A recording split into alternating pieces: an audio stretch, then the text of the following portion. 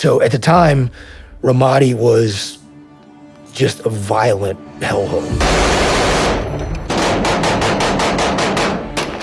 Target! A city of 400,000 people is the capital of Anbar province. There would be as many or more attacks in Ramadi on a daily basis as there were in all of Baghdad. Why was Ramadi such a strategic location?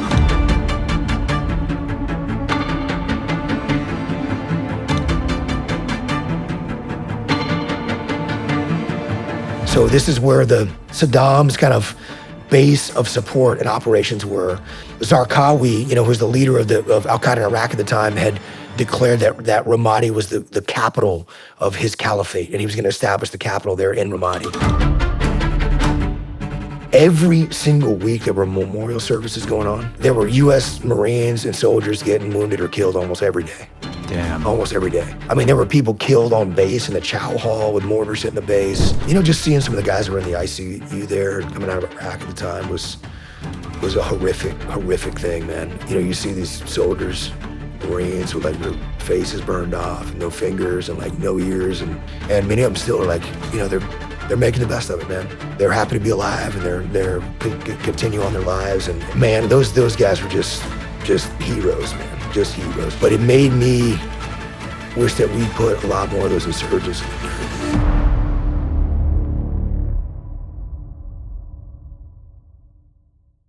I think when you see the kind of savagery that the precursor to ISIS, the Al-Qaeda in Iraq, what they're doing to innocent people, just the butchery and torture and rape and murder and just horrific stuff. Sometimes these savages would use human shields, like children, hold them in front of them and try to run across the street with their RPG. And snipers like Chris and Tony and others were able to drop those guys and not injure the children. I mean, amazing. Most of the days that I served there were some of the best days of my life. I wouldn't trade it for anything.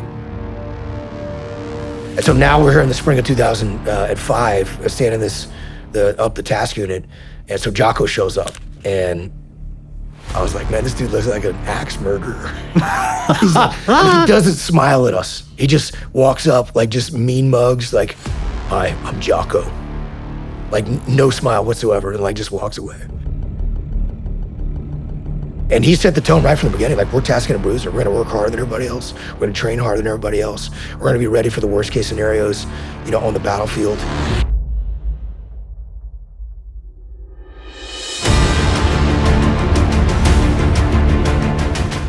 I think when you know that you can make a difference in the world and rid the world of some of that evil,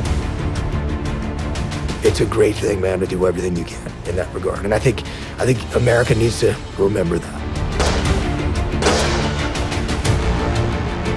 As we started moving into the building and clearing through the building, we took fire from the opposite end of the hallway. I heard the gunfire ring out. I stepped out into the hallway. I just grabbed one of our guys who was in the hallway. It was clearly a hot hallway with bullets and ricochets flying around and pushed him across the hallway. It was the absolute worst day of my life, man. The guy that I pushed into that room was like, hey, Leif, you're bleeding. My whole inside of my vest was soaked, and it was just trickling down, You just hear the tap, tap, tap, tap, blood on the floor. And then Extortion 17 happened. The largest loss of life in a single incident in the history of the SEAL teams. It will take 2 transport planes to bring all the flag-draped caskets home. 30 Americans were aboard that Chinook helicopter when it went down.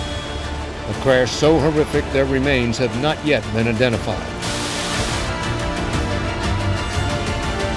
Just a single shot hit him in the face. Somebody that had some good side picture trigger squeeze, engaged him, hit him in the head. It just looked horrific. Is he conscious?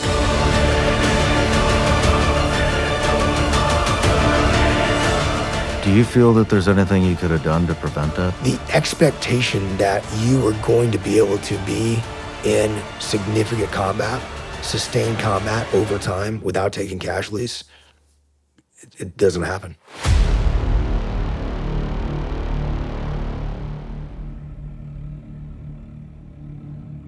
Every time I think I've seen some combat, Shawn, I read about Marines at Iwo Jima. And you realize the kind of losses that military units have sustained over the years. If you'd have asked a company commander at Omaha Beach Like, would he trade one of his soldiers for Adolf Hitler? I think he'd have said no. But they were willing to make the sacrifice because they realized that establishing a foothold in Fortress Europe was the key to being able to defeat Nazism so that we could live in freedom around, across the globe and maintain our way of life. I think the biggest excuse that any of us give ourselves, me included, is that it's harder for me than it is for other people. Yeah, Shawn's maybe experienced some things on the battlefield. Well, how does that really apply to me? Instead of keeping an open mind, instead of saying, oh, what can I learn from Shawn? What is he experienced? How can that apply to my world? What lesson can I take and apply, to that? The hardest part about combat leadership is it's not about planning, executing missions under fire. It's not about maneuvering troops with bullets flying over your head. The hardest part about combat leadership is getting a diverse group of people with different skill sets, and different agendas, and different perspectives to work together as a team to accomplish a mission.